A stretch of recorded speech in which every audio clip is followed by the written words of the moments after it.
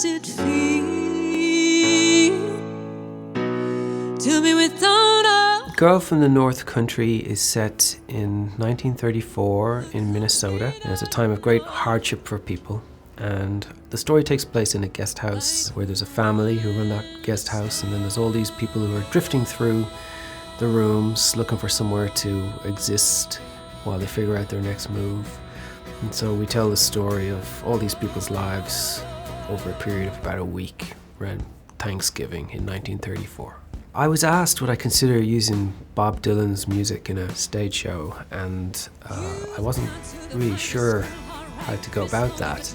But then one day when I wasn't even really thinking about it very much, I just saw in my mind an idea of like a Eugene O'Neill kind of play set in the 1930s in Minnesota. And I thought that if Bob's songs were in there in the 1930s, that somehow that might be really nice. And I wrote down that idea just on a page or two, and that was sent off to Bob Dylan, who came back saying that he really liked that idea.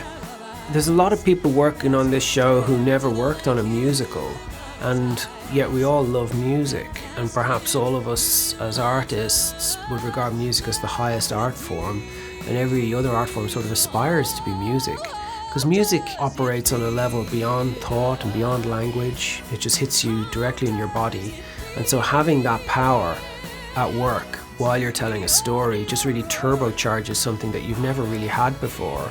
I guess we're just using music in a purely instinctive way, which is, I think, the way Bob Dylan experiences when he's writing a song. He says it just kind of comes through him, and we just sort of let the music come through our show too in that way.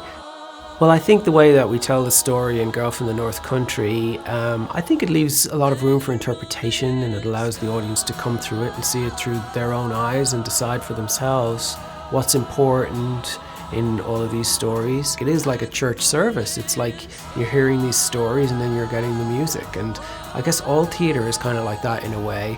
And so we're just inviting that contemplation. We're just inviting you to join with a community in the theatre, but what you're all doing together is going on your own internal journey.